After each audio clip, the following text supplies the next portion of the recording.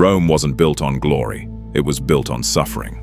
The Roman Empire is often remembered as a symbol of power, order, and civilization. Marble temples, vast roads, armies that stretched across continents. But that version of Rome is only part of the story.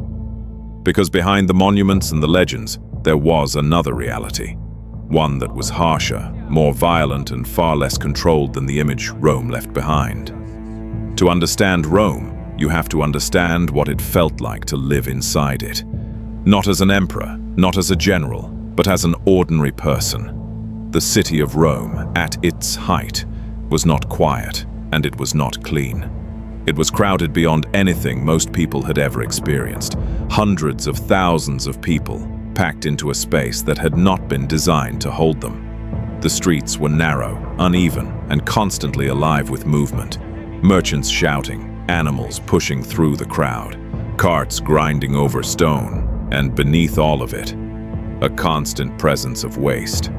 There was no modern sanitation system. Waste accumulated in the streets, in corners, in places where it could not easily be removed. The smell was not occasional, it was permanent. Water flowed into the city through aqueducts, an engineering achievement that still defines Rome's legacy, but access to that water depended on where you stood in society. The wealthy had private connections, fountains, and baths. The poor relied on public access, often shared, often limited, and most people lived in structures that were never meant to last. Apartment buildings, known as insulae, rose several stories high, built quickly and cheaply to house the growing population. Fires were common. Collapse was not rare.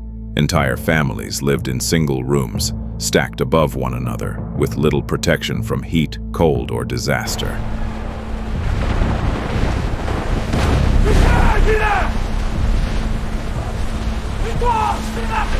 At night, the city changed. Movement slowed, but danger did not disappear. Without lighting, the streets became darker, more unpredictable. Crime was a constant reality, especially for those without protection or status.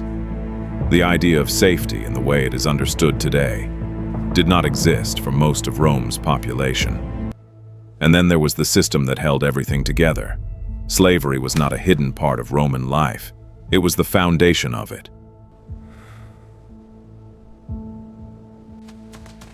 Keep the pace, no slacking. Yes, Dominus. Align the stones properly, or you'll feel the lash. Faster! Rome demands progress! Millions of enslaved people existed across the empire, working in households, fields, mines, and construction. They built the roads, they maintained the estates, they served the elite in ways that made Roman comfort possible. Their lives were not their own. Some could earn freedom over time, many could not. The system was vast, normalized, and rarely questioned by those who benefited from it. Violence was not separate from Roman society. It was embedded within it. Public executions were not hidden away, they were events. Punishments were designed not only to enforce law, but to send messages, to display power, to remind the population of the consequences of disobedience. The arena made this visible on a scale that is difficult to fully imagine.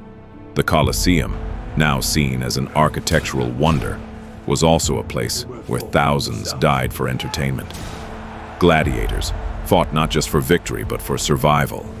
Animals were brought from across the empire to be killed in front of cheering crowds. Death was not an interruption of daily life, it was part of it. Even at the highest levels of power, stability was never guaranteed. Emperors ruled with authority, but also with constant risk. Assassination was not unusual. Betrayal existed within the political system itself. Power could be gained quickly and lost just as fast. What appeared strong from the outside was often unstable within. The empire expanded through military force, and that force had consequences. Conquered regions were taxed, controlled, and when necessary, suppressed. Rebellions were met with overwhelming response. Entire populations could be displaced or destroyed to maintain order. This was not an empire built gently. It was built through control and maintained through pressure. And yet, for all of this, Rome functioned. It grew. It connected vast regions of the world in ways that had never been done before. Trade moved across continents. Ideas spread. Infrastructure linked distant cities. The same system that created stability also created suffering. And for those living inside it, both realities existed at the same time. There were moments of comfort, moments of community, moments where life felt ordinary. But those moments existed within a structure that was always demanding something in return. Labor, obedience, silence. The dark truth of the Roman Empire is not that it was uniquely cruel. It is that it was human, complex, contradictory, capable of both creation and destruction on an enormous scale. The monuments remain. The roads, the ruins, the symbols of power. But the reality of daily life, the noise, the danger, the inequality, the violence, that is harder to see and easier to forget. Because history often remembers what was built, not always what it cost.